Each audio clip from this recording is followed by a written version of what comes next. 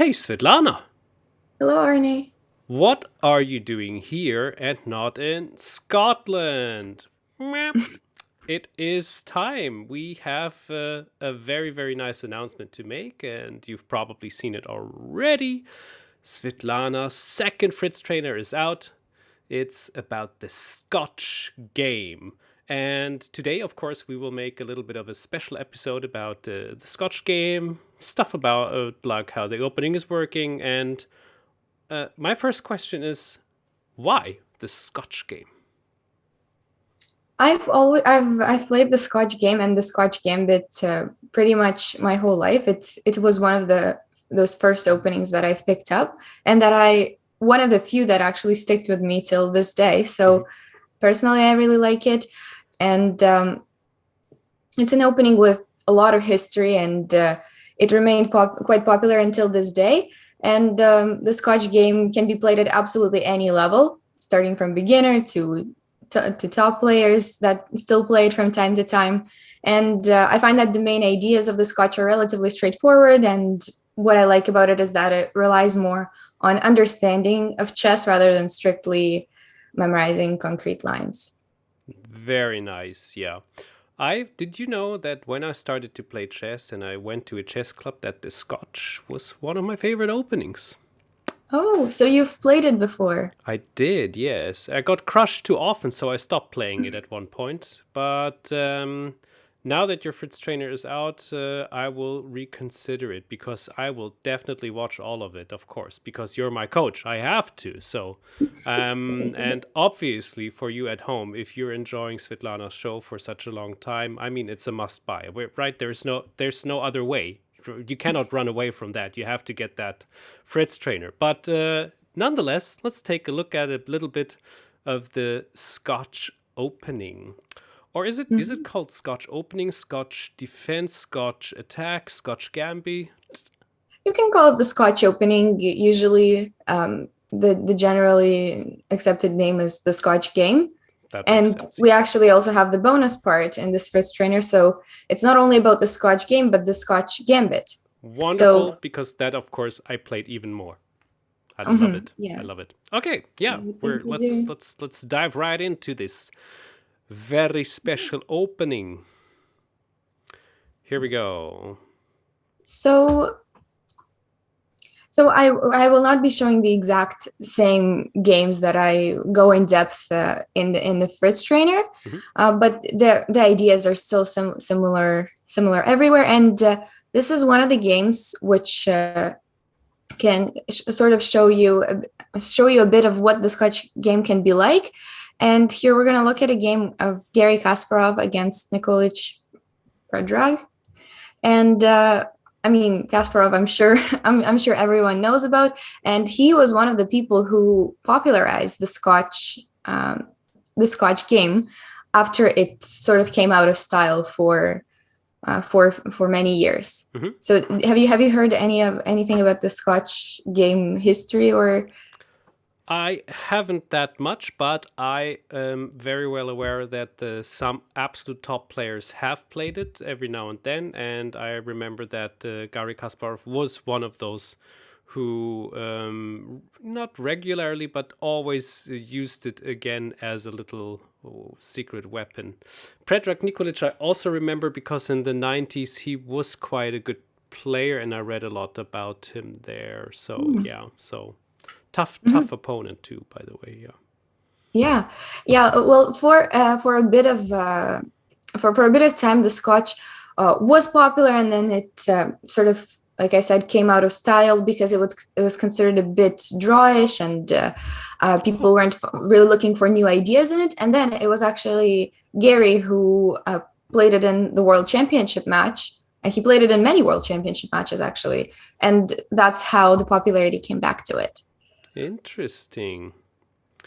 Okay, so we have And I do go over that game, Kasparov against Karpov, the one that officially made brought it the interest back made to it the Scotch. in again. Yeah.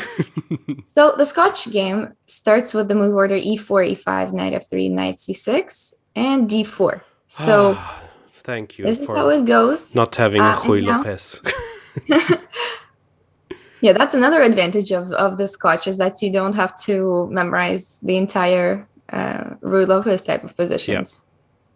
And so taking back with the knight, which is what happened in this game, this is the Scotch game. And then bishop c4 is the Scotch Gambit, so that we're giving up the pawn temporarily and not taking it back. And we'll look at that after this game if we get time. I'll show a bit about the Scotch Gambit. Perfect. So knight takes, knight f6. This is one of the main lines. And here, what Kasparov did, this was one of his lines that he usually played against it, and it was to take on c6 and play e5, and right away start to get some sort of initiative. Now black plays queen e7 to pin that pawn, and that's just an extra developing move that he wants to make before, instead of just moving the knight right away. This is the main line. So then white defends, the knight moves, the pawn goes to c4. So this is this whole thing is pretty much forced, and we are about to get to the main position of this opening. So after c4, what black does, what is considered the main line now, is bishop a6. Wow. So of course, the first instinct might be to just move the knight, but it used to be the main thing that black did, but now bishop a6 is considered to be the main line, and it makes sense because we prevent this attack from happening. We can always go back and keep the c4 pawn a target. So this bishop a6 move makes a lot of sense, and most of the people you'll play the Scotch against will probably know at least some ideas like that in this opening. So this is not a surprising move to face. Okay. So we're still in the main line, and we play b3 here too, with a few ideas. One is to protect this pawn, and the other is to develop this bishop onto this nice diagonal and also protect our pawn on e5. I even see bishop a3, but probably it doesn't make that much sense after all. No, we do play bishop a3 sometimes, so that's not an uncommon thing to do. We do play bishop a3, and sometimes it is a really helpful tempo. What I love about Fritztrainers or some expert explaining all those openings is that you are diving into a certain system or like something which can be learned, but you also get a lot of inspiration by going like, okay, what about this move? What about that move? Why does this not work? Why does that not move? And then you can check, and this is it's a fun part about all of that, in my opinion. Yeah, it's a bit more fun than just looking at the theory file and not really knowing why you're making the moves that you're making. That's true. So here, this is the main position in this line, and I have a whole section on it in the Fritztrainer too. In this particular game, black played this move g5 here. So it might look unusual to you, but but if you look at the Fritztrainer, you'll see like why black does this. So there's many other moves. There's g6, one of the main things that black tends to do here. There's long castle. There's also a move like queen h4. So you see, it's so tactical. It's really exciting. He can go back with a knight. There's many things that black can do, and g5 is one of those ideas. And this is what happened in this particular game. So the idea of g5 is to take f4 under control and prevent white from playing f4, which is what white normally likes to do to defend the pawn and to gain more space. So that is the idea of g5. And simultaneously, you're also freeing up the g7 square for the bishop. So black is trying to do both. He can do it more calmly with g6, but g5 is nonetheless interesting. So now in the game, Gary played g3, so still keeping the option to play f4 for himself. And this is the most played line. This is the one that still happened the most times in the database. Oh, funny. So it's interesting to see that it's developing a little bit into a fianchetto style game, because normally when I played the Scotch, I didn't do those fianchetto moves. There's one on the left, one on the right side, and it's even you didn't do this one? No. Interestingly enough, I normally went into a very Italian-esque or a Giocopiano style game, just with a Scotch with this pawn, which is a little bit of a sacrifice. Yeah, so very Yeah, I interesting. Yeah. see. Yeah, so this is I like fan shadowing the bishop. I think bishops, I think they're standing pretty well on these two diagonals. But in my Fritztrainer, I actually recommended h4 because I thought it was an interesting line. And now you're challenging this g5 move, and I think it can get exciting from there. And I give some lines there to continue something like this. And it's what a game already. Lovely. And it's already looking really complicated. Yeah, exciting. So yeah, this is why I sort of picked h4. But the main move that people used to play most often is g3. And so both of these lines exist. Sometimes it's a matter of taste. Sometimes you want to try to play the most unpleasant thing for the opponent. So in this position, where do you think both sides are going to castle? Somewhere like that. Well, this is the whole time what I'm thinking. I mean, black has some... So there's... Since a couple of moves, the knight is attacked by the pawn but cannot be taken, of course, which is funky. And on the other side, black made 2 holes on the G and B file. Well, the one on the G file still can be fixed maybe with h6. So it's very interesting. I mean, I believe that white has clearly only the option to castle short. Actually, it's also not true. But I would rather... So, now, well, I guess it's better to castle short. I would probably castle long with white, because I would get another attack on the knight and this open line, which is nice. I like it. And my king is quite open, but yeah, I think it's better for white to castle short. And for black, it almost doesn't matter. Depends on either what white is playing or what black's plans are going to be. So yes, so you mentioned a few interesting things. So it is pretty funny that the knight and the pawn are just standing like this for many moves, and the attack isn't real yet. But this does happen throughout the Scotch game a lot. Whenever you play this line with queen e2 and c4, the knight can stand there as long as he wants while the queen is still there. So that's why we sometimes move the queen and then the knight has to move. But about the castling, that is a pretty interesting detail here, is that pretty much both can be considered in a lot of the cases. For black, it pretty much depends on which type of positions he would like to get. And for white, I see the long castle actually more often. And I like your logic about, I think this is better, but I would play the other one. That's a funny way to approach chess. That is typically how I approach chess all my life long. Yeah, so this is a good move, but I'm not gonna play it. Yes, exactly. Yeah, nice. So in this particular game, the one that we're looking at, black castled short. So what would your guess be for white's further plan? What do you think they're gonna try to do exactly?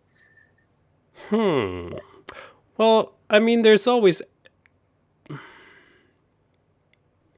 sun is bothering me. Oh, the sun is blinding you. Blinded by the sun. Okay. Didn't even see that.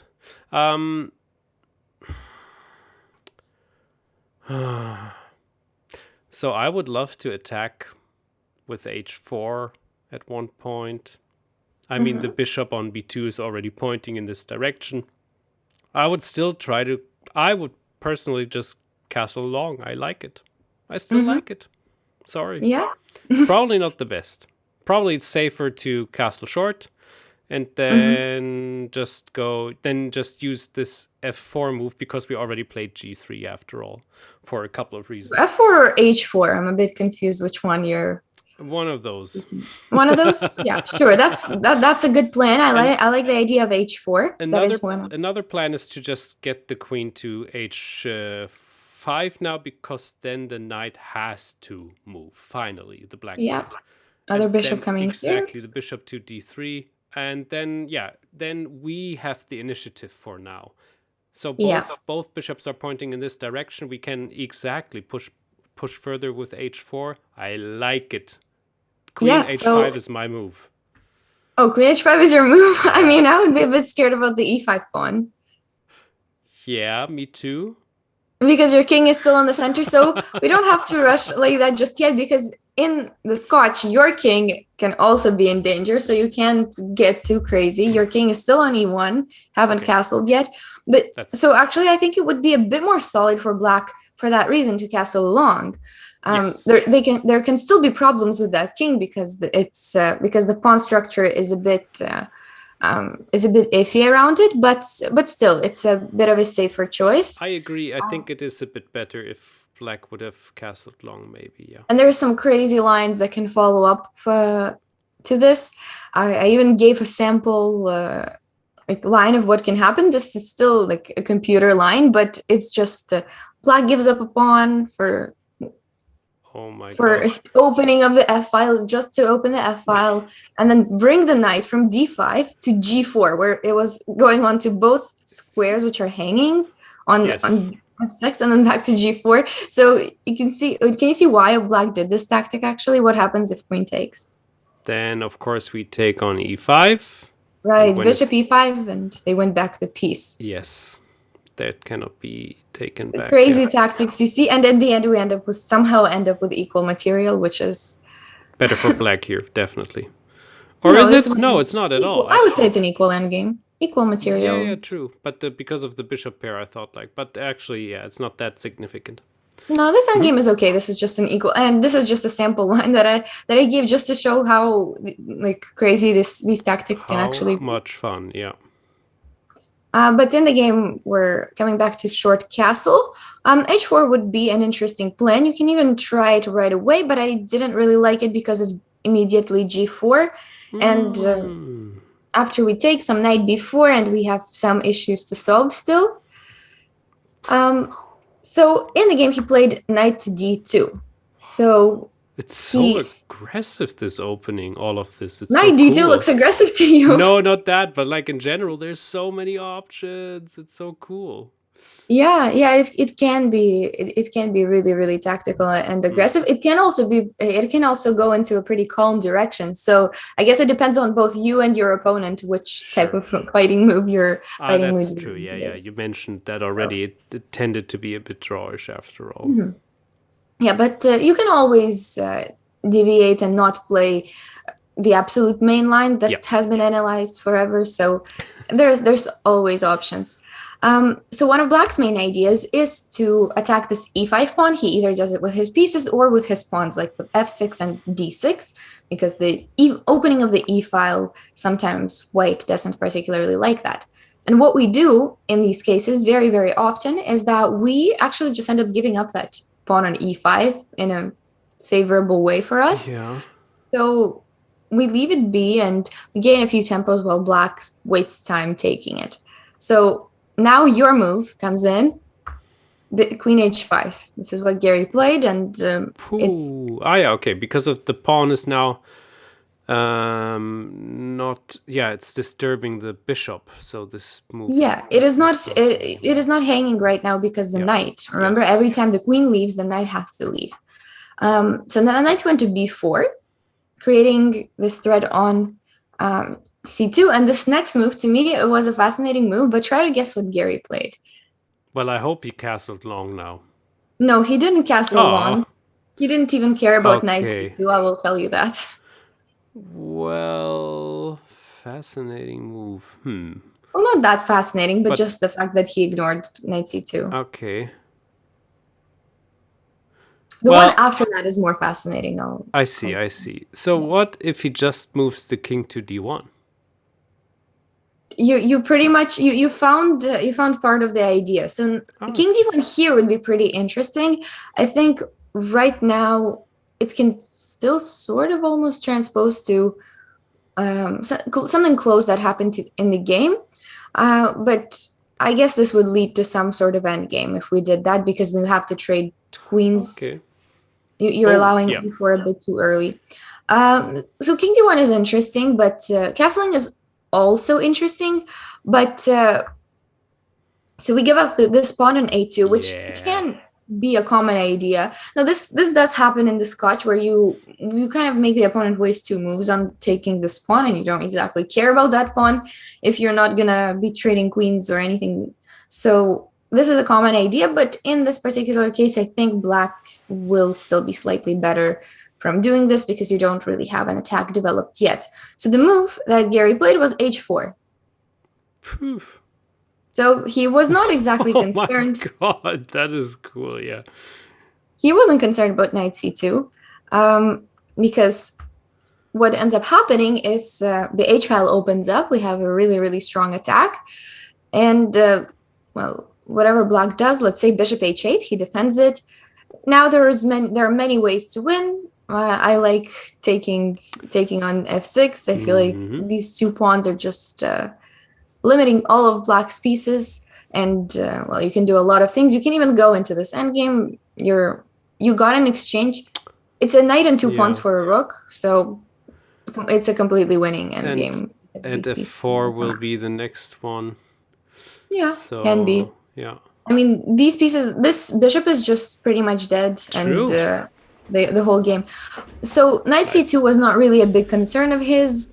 There's gonna be some mate on the light squares here. The bishop can join the attack, and there's some really complicated variations here. But at the end of the day, it does lead us somewhere. And if you look at them, if you calculate them a bit further, you'll see that pretty much all of them are very, very dominating and losing for black. At the very least, white gets back that knight for the rook, and then he gets a couple pawns. So it's not a big material sacrifice. So he played h4. Not worrying about knight c2, and black didn't go for it either and played g4. So he tried to close up the king side, which is what he wants to do to keep his king safe. And well, the next move, I can still ask you what it is, but you've already named it. King d1. King d1 is the next move. Honestly, this move, it was a bit of a fascinating one to me, because with the center so wide open, you're just calmly not castling, and you're playing king d1 and claiming that your king is totally fine there. And well, for now it is. And that's one of the things about this variation of the Scotch. This is probably the sharpest one, one of the sharpest ones, where you sometimes have your king on e1. There's a lot of tactics happening with the e file opening up, and you sometimes sometimes your king safety is it's just unlike any other opening. Yeah. And yes, there's gonna be a lot of tactics if you do start playing it again. So now black continued with c5. There were other things too, but the funny part about king d1 is that you're threatening to trap the knight with a3. Oh, didn't see that. Well, it's just something you just forget about when the kings are like this. a3 was one of my next moves, just to get rid of the knight, but then I didn't see that he's actually trapped. How funny. It does trap it, so if black does something, I don't know, like something like f5 and doesn't notice it, you're gonna play a3, and you're gonna also, after you take, you're attacking the one on a6. So that's the other tactical. I thought like just now I lost a piece, but no, actually not. Is this still getting sharper? No, there's nothing. No, takes it's just b4, an extra. but that's So this is why black can play c5 and free up the c6 square for the knight and come back. We're still gonna play a3. Here it was better for black to reposition his bishop while he had the chance to do it with a bit of a tempo. But he didn't do that. He just went back with the knight. Okay. And now bishop d3. And as you see, this attack sort of just flows. Every move you make, it's some sort of threat. And this is how Gary played this opening, and I think it's the perfect way to play it. Now, black made a bit of a questionable defense with f5. There were better things, but it's a bit complicated to calculate. I would understand, for example, why black doesn't play this. It just looks like you're making so many holes around your king. But well, this was probably the best he could get, and I really like this next bishop e4 maneuver because Hmm. you're attacking the rook, but no one's going to take that rook. We're going to go to d5 and try to attack that way. Rook e1, f4. So things like this. And the funny part, I don't even think we only sacrificed the pawn. Yeah. So to get an attack like that for just the pawn is a pretty good deal. In the game, f5 happened, and he did this to sort of open up the bishop and make it a bit more complicated and not just a one-sided attack. Maybe the initial idea was to take here, but then he decided against it because actually after rook e1, you don't just lack an exchange, but also just all of the pieces are kind of stuck and not going anywhere for black. So this didn't happen, and instead he played bishop e5. So the queen is now defending from mate. There's no mate for now. Rook e1. All of these moves are pretty self-explanatory. Just every move you make, you're making an attack. Yep. And this next one is pretty interesting. So I mentioned in one of the previous variations how the bishop just changes diagonals, and it does the same thing here. So goes to e4, and now can threaten things like this. Also threatens the knight, of course, and yeah. So it's just a fairly. Now you really have to consider. I have to calculate. Yeah, bishop takes. Yeah. Exactly. Well, there's not much. There's not much to calculate here. Oh, isn't it? So then there's a check on d5, right? Or d5 or h7, but d5 makes much more sense. But now the king goes to h8. Yeah. And now we take the queen, of course. Yeah. And you're calculating past this? For me, it just ends because the queen. You already, because look at this beautiful material imbalance. We have a couple of a rook and you want to say that it's a rook and a bishop against the queen? Yeah. Yeah, it is. It is. Yeah. But okay, the attack continues. First of all, we can play bishop here. I don't know how you're going to defend against it. The rook is also hanging potentially. I'm such a mess. Yeah, of course. No, but no. This is actually right. It's still worth calculating. But to me, it just ended. I'm like, no, just rook e7 and it's done. But you see this quicker than I do, of course. So yeah, of course, yeah. I just thought about it for a moment. Yeah. No, but this is a good moment actually. So This is why the bishop on b2 isn't truly under attack. Mm-hmm. Bishop b7 continued, so makes sense for the bishop to come back and defend a bit on this diagonal here. White continued his attack, he even won a pawn. Imagine having this attack and also being up material. That's a nice thing to have. Yeah, that's brutal. But this is how Kasparov attacks, and this is why we all learn from him. So in case of king h8, there's a bit of a tactic. Do you see how we end up winning a piece, pretty much? Not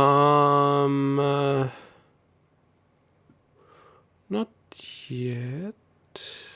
Oh yeah, it is f4, right? We can take first and then play f4. Yeah. Aha, okay. Yeah, okay.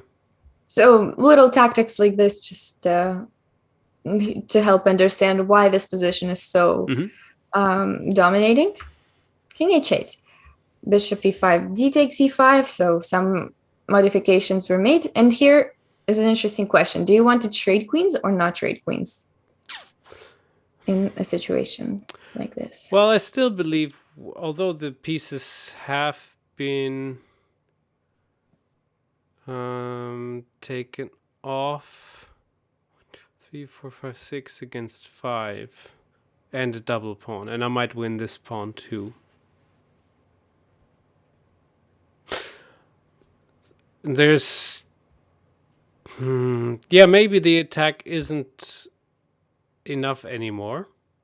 So I think we would just take the boring idea of converting this to a one endgame and exchange the queens. Exactly. So changing the queens is the right choice, because if you don't, actually, I think black can even try to take over the initiative with something like e4. This opens up this is open. Knight d4, or the King idea is cannot go to c2. That's not good. yeah. So you have to know when the right time to stop is, and you're already up a pawn here, and so trading queens is the right choice. And after knight e4, you're gonna end up winning this pawn sooner or later. Yeah. On the next move, and E6. resigned Exactly. after rook a2 because he's just down 2 pawns for Yeah. 0 counterplay, and It doesn't want to have more of this misery. yeah. So this is how it's not a very typical endgame because you were already up a pawn, but endgames can also happen in the Scotch, and you very often pressure these doubled pawns Okay. for the rest of the game. So this was one of the model games of how the Scotch can unfold. Mhm.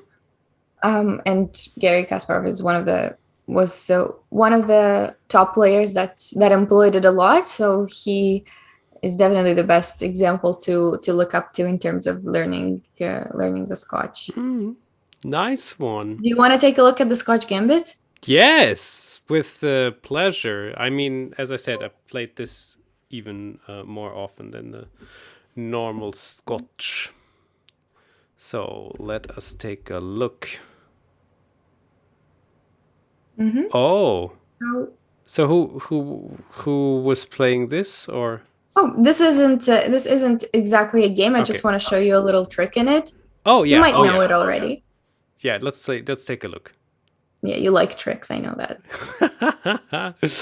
So e4, e5, knight f3, and there we have it. And this is how we get the Scotch Gambit, by playing bishop c4.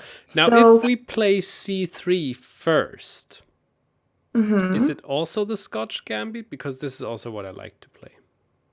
Well, I'm not sure. I think it probably does fall under the Scotch Gambit. If we look at the little numbers here, it says the Ponziani opening and Scotch Gambit. I So gotcha. Okay, yeah. it doesn't make up its mind. It says and. So which one? Which one is it? Depends. Yeah. So I don't know about Okay. the exact name for this one. But it might follow up at one point. Anyway, we play It bishop might be c4. similar. Yeah. So I think where it would be similar is in case black plays bishop c5, this is where you would go c3 in the Scotch Gambit. So this is how I guess it can become similar, with...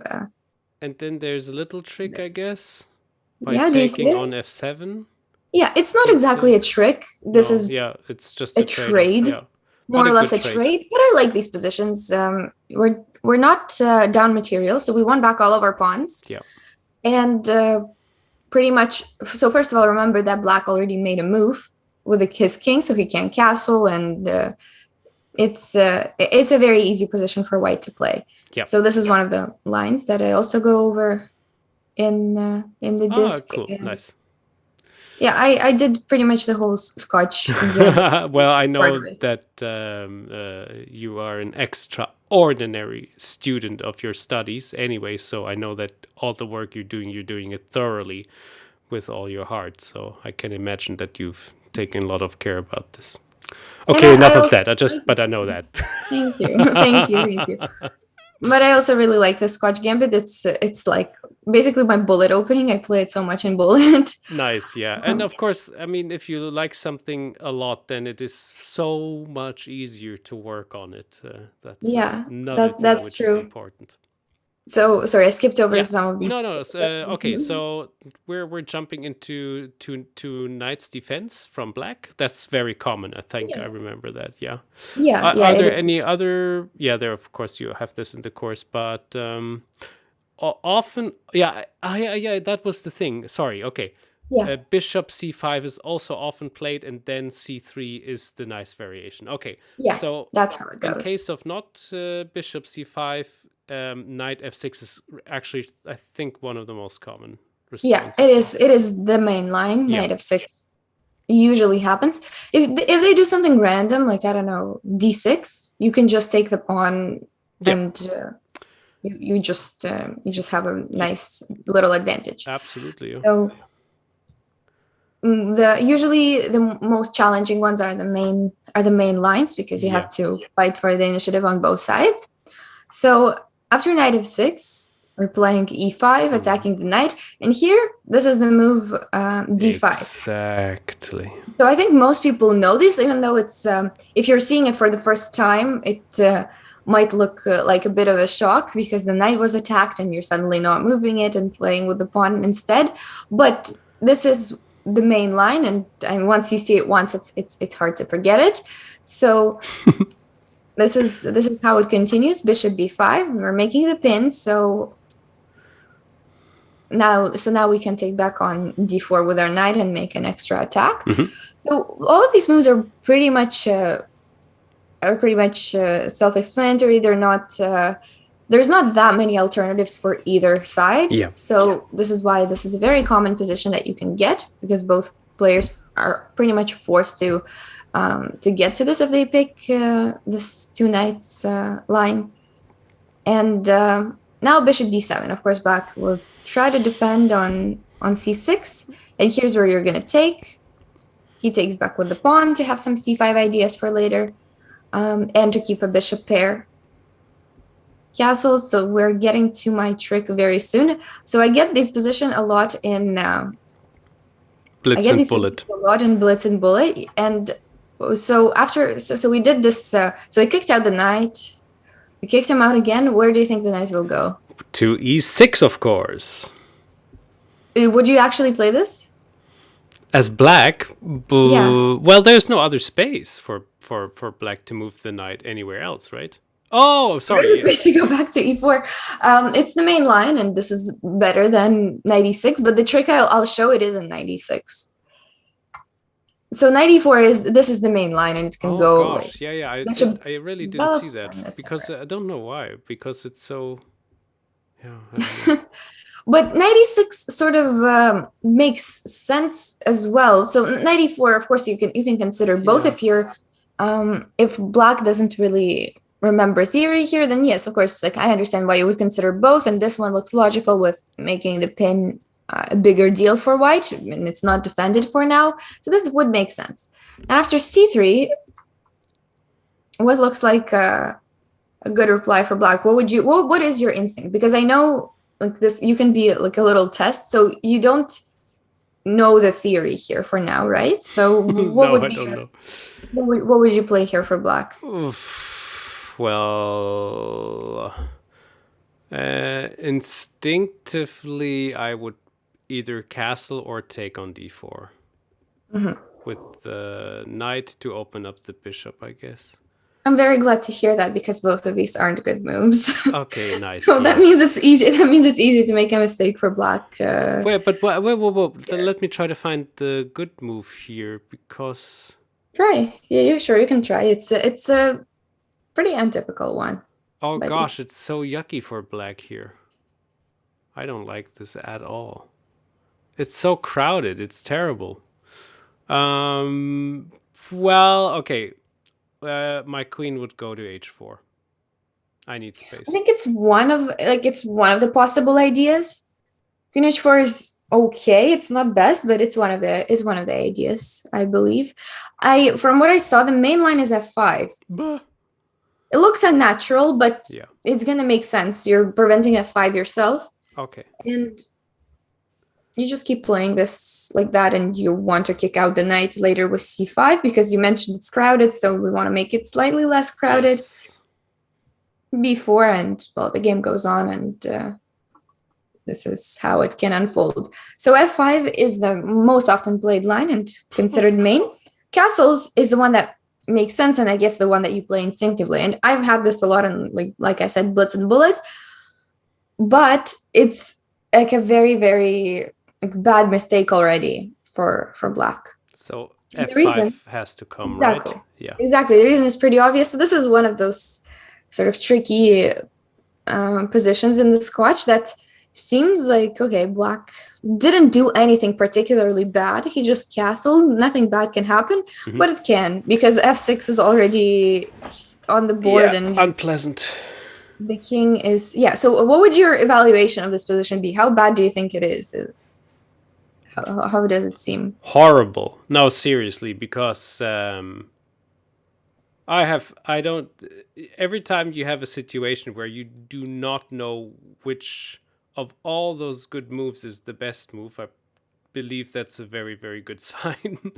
I mean, of course, the rook will shift over to h, I guess. The queen will go to h5. There's the bishop on g5. This is my opinion, probably the next move. Maybe no, maybe the queen goes to h5. So if g6 happens, then There's also this pawn hanging, so you don't want to okay. do that right away. Well, actually, the other logical option is for black to try to close it up with g6, but now we forever, I mean, if you've done tactics at least a few times, you'll already know this. I don't even know how to prevent queen d2, queen h6, actually.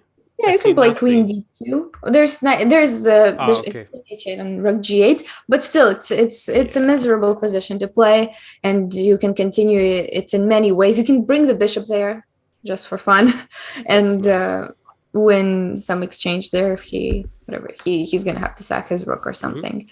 So that's the problem with g6. So this is why rook e8 probably what they would play, and so you were right about this being horrible. It's completely losing already from according to engine, but it can be a bit sort of frustrating if you don't see your attack finishing off in a few moves. Yeah, gotcha. And it doesn't finish that quickly. You just have to trust that it's that there's nothing that black can do about it in the long term. So you can even play moves like a4. We're threatening to trap the bishop, right? So we're not a5. Exactly. We're not wasting time. We're making a useful move. A4, threatening to trap the bishop. He has to do something about it. So a5, and also just in case this can open up like a new pathway for the rook. You might not need it, but it just opens it up. Also, king h1, calm move. So that your queen is pretty much free to go without worrying about the d4 check. So at one point there has to be c5. No, it doesn't happen. Okay. He can play c5. He can definitely play c5, but well, then you can go through with your ideas. Yes. I wouldn't really be a fan of taking. You can try that, but yeah, I actually don't think it's a big deal to give up this pawn. We can try to do rook lifts. Like there's just a billion things to do. We can just try to develop pieces. Like you just have a lot of choice, and it's still gonna be winning for you regardless.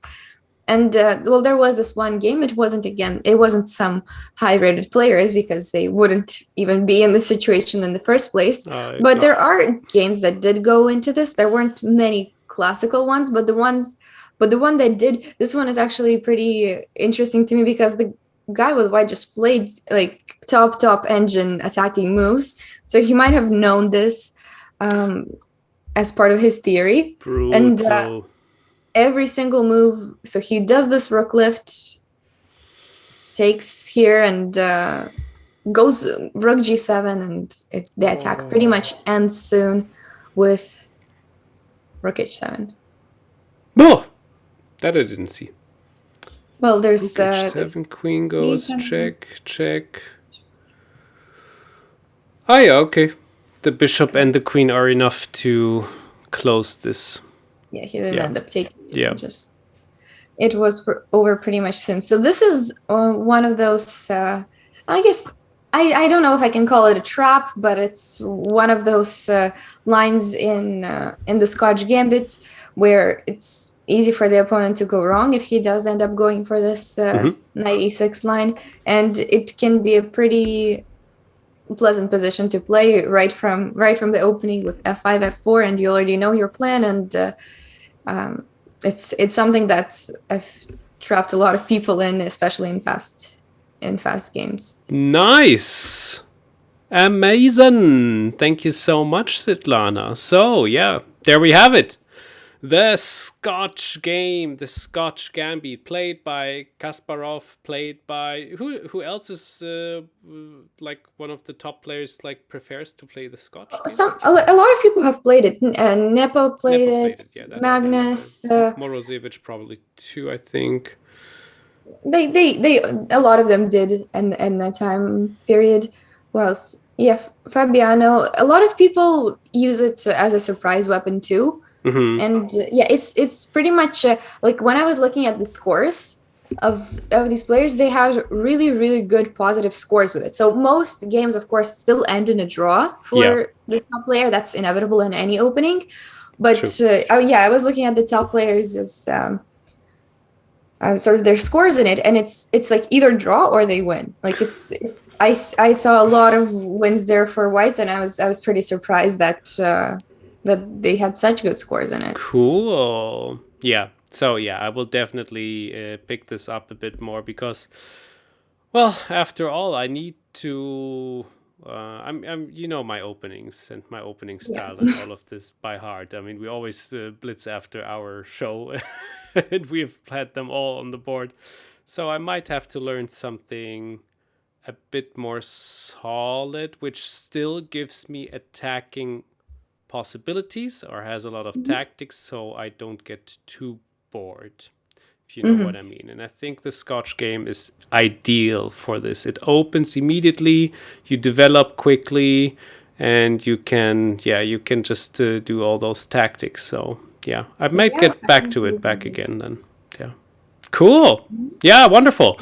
Anyway, listen, everybody. So, yeah, we don't do that much marketing, advertising, and all of this in our shows, right? I mean, seriously, I really don't push that hard. But look, below is the link. Take a look at the intro video of Svitlana. If you have played the Scotch, get it. If you are interested in the Scotch, get it. If you have never played the Scotch before and you're not interested, get it. Right?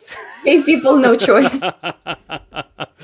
No, but listen, you're doing you're giving so we have over 20 lessons. We have how much many? 26, 27. We have like loads of lessons here, Yeah. and we are giving a lot of nice content for you guys. So this is the way to say like thank you. Thank you very much for all this nice content.